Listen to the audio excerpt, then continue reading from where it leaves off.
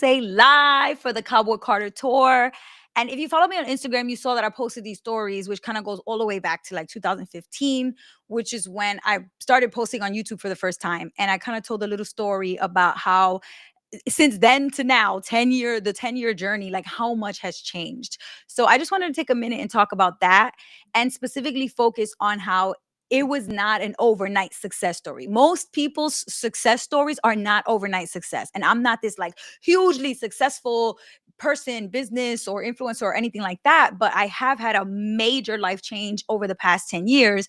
So much so in terms of my finances that like back in 2015, I felt like I was a mess and money and finances was literally the top source of anxiety for me versus today, 10 years later, I feel like money is actually a source of peace for me because every time I'm stressed out or I feel like I have a problem, like, or if my family needs something, I know that I'm in a situation and in a position to actually be able to offer help or to be able to come through for people where I couldn't really do that 10 years ago. Now, obviously, my goal is to make sure that I'm in a good position first because just like they always say, if you're on an airplane, you have, and the air, like say the oxygen mask comes down, you have to put yours on first before you can really do anything for anybody else. And when it comes to personal finance, I've learned that the hard way. You can't start giving from an empty cup. You can't start pouring money or resources into people when you don't have your own financial situation put together first. So I think for me, that was like a lesson that I learned the hard way. But I really, really started reflecting over the past, the past few lives, really, because the last live that I did was 2 nights ago.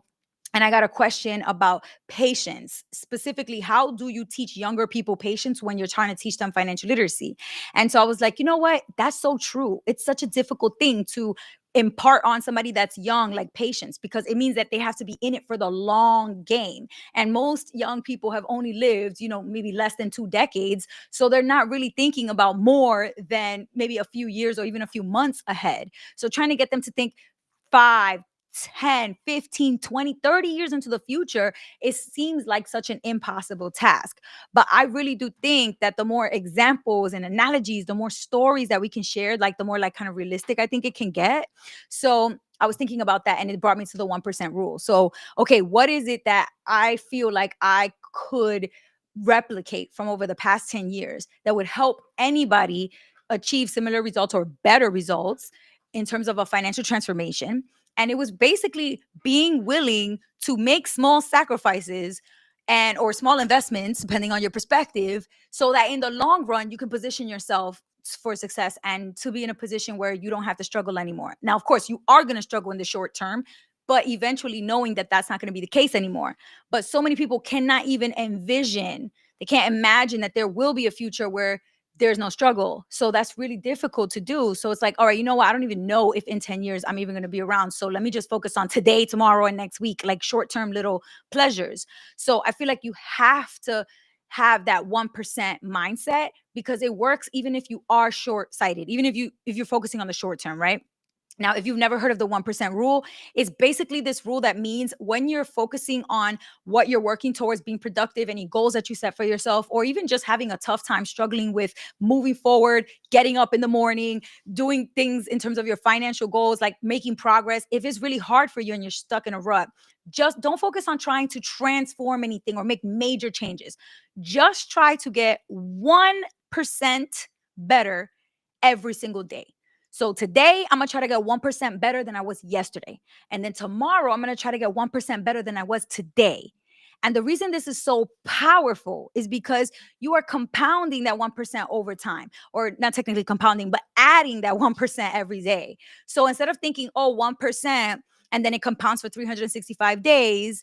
So that would probably be like, 1% of growth, like an average of 1% of growth.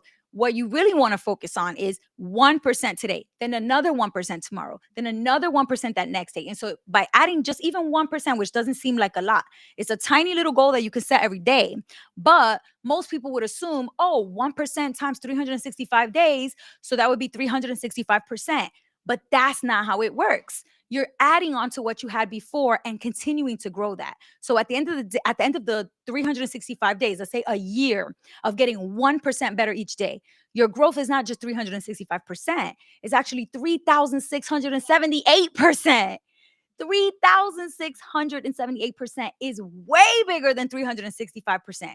So I really do think if more people thought about the 1% rule as a way to inspire you to just focus on micro little goals along the way, because the journey is long. It feels really long, but every little goal post along the way helps you to stay committed, stay motivated, be like, okay, look, I'm getting closer, I'm getting closer, I'm getting better than I was yesterday, I'm getting better than I was last week. That's the point, that's the focus, right? But I think so many times we get distracted and we start comparing ourselves to other people who are already successful. So I think that's where you have to come in and reflect, like that person also got 1% better every day for a long time until they actually got successful. We see people and we think that they're like an overnight success, right? Like right now, I'm kind of obsessed with Pedro Pascal.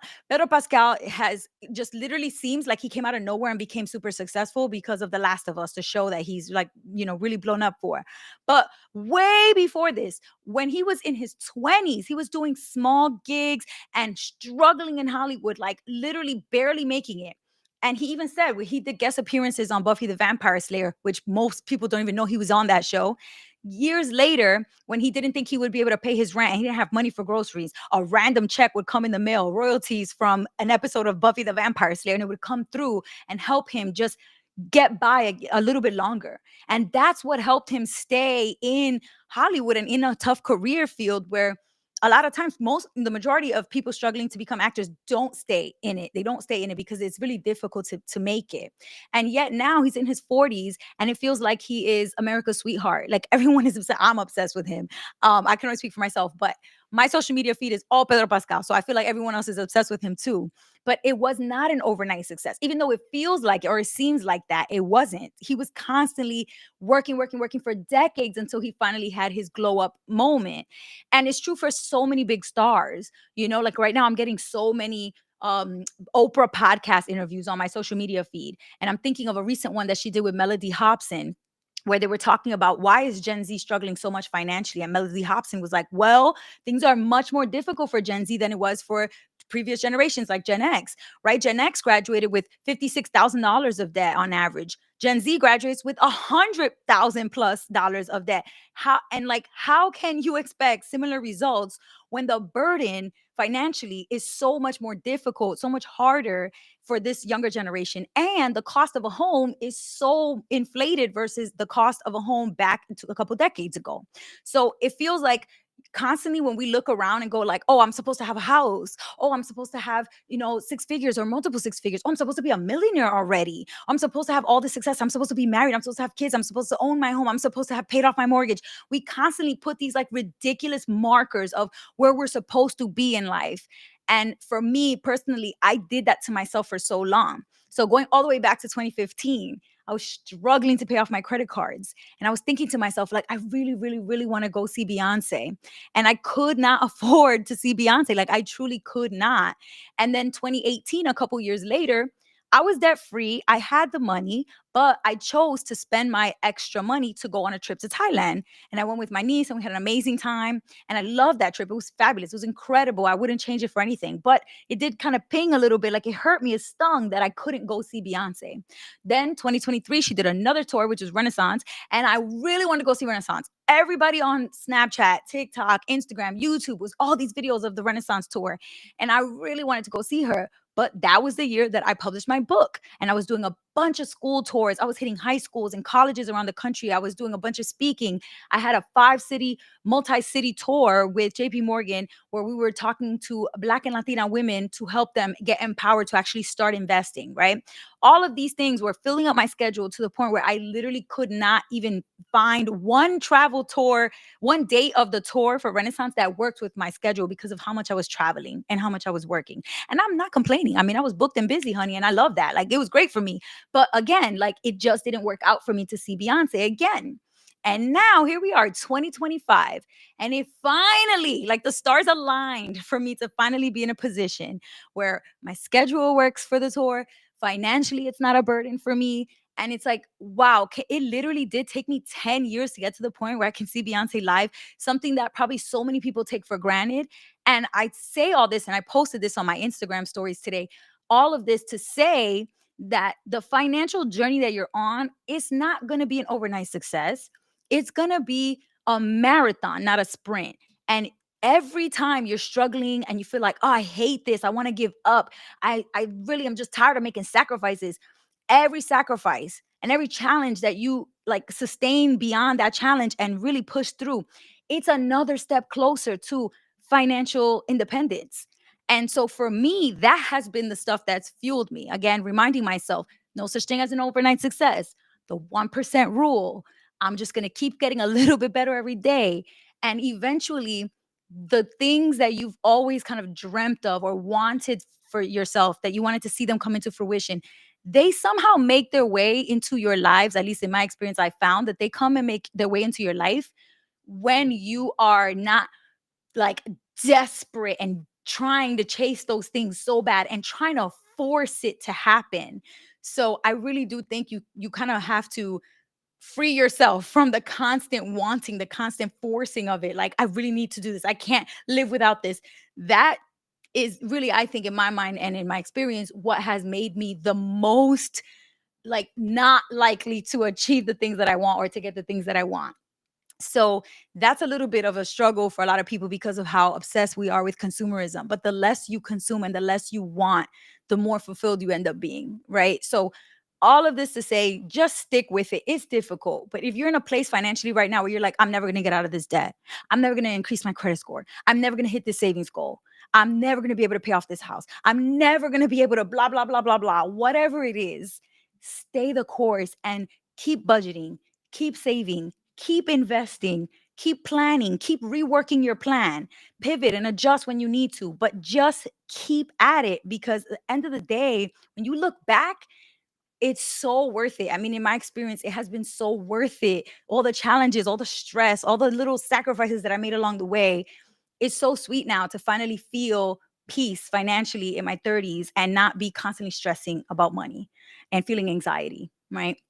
So that's what I wanted to talk about. I just wanted to literally come on here and do like a little sermon, take out of church before I go see Beyonce tomorrow night because it was on my heart. But also, I really did feel like that is such a bittersweet moment for me to actually be in a place where I have come full circle, but I also understand that there's so many people who might scroll on social media and see people posting the Cowboy Carter tour and be salty, be jealous, be angry. That's not fair, right? That's how I felt for all the tours, literally for all of the freaking tours, for the Formation tour, On the Run tour, for Renaissance, but finally, like your time will come.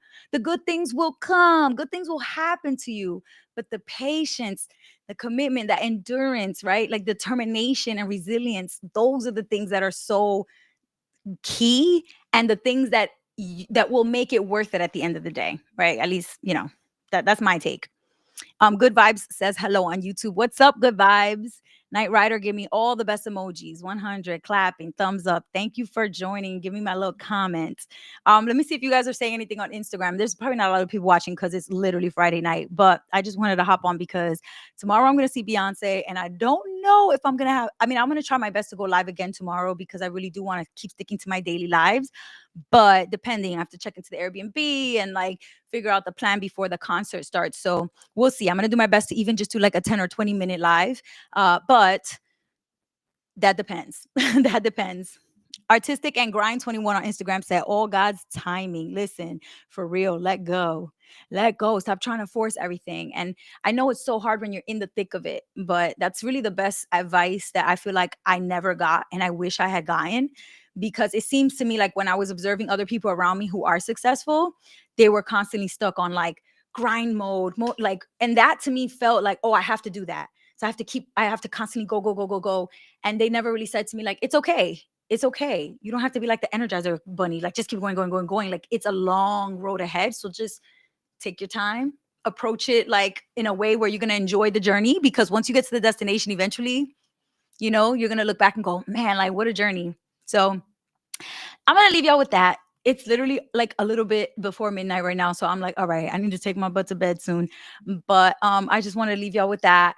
And if there's any comments, questions, or if you want to give me a little bit of like your stories of 1% rule or examples of times where you almost wanted to quit, but you didn't, these like inspiration and motivation, I think in the comments is so helpful because there's a lot of people who have written to me or commented on videos on my channel and in Instagram DMs telling me that they don't think they're going to be able to succeed financially. They're stuck, they're struggling. How can they get help? What can they do? So all those positive words of motivation and all of those examples and like stories that y'all have, drop them in the comments.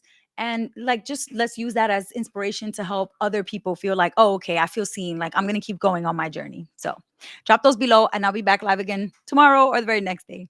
Peace out, y'all.